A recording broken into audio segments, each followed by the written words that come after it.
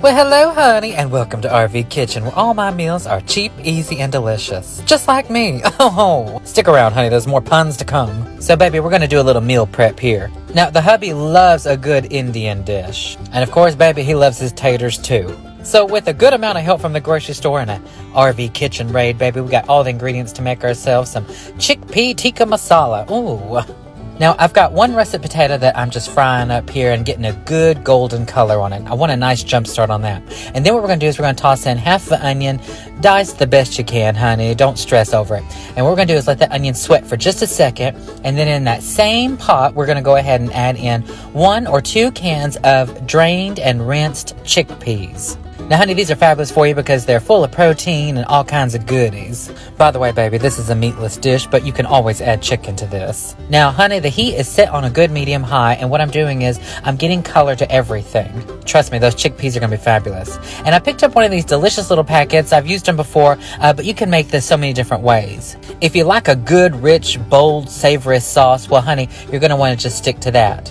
Oh, and I had some cauliflower that was fixing to head south, so I tossed in about a half a cup there. It'll be perfect because the hubby will never guess what vegetables are in there.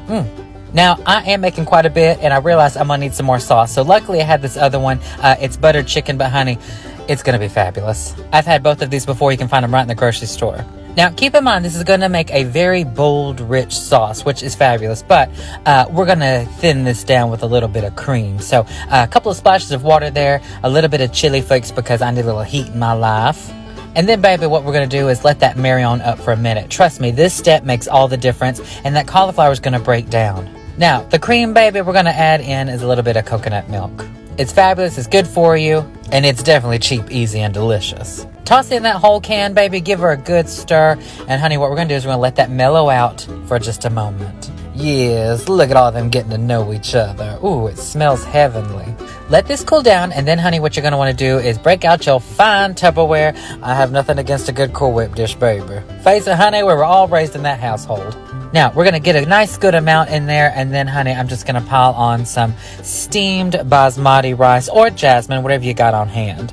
If you prefer the rice separate, honey, by all means, pack it separately. This just makes it easier for me. And, baby, you can't forget the naan bread because you're going to need something to sop up all that delicious sauce. I found those right in the grocery store, too.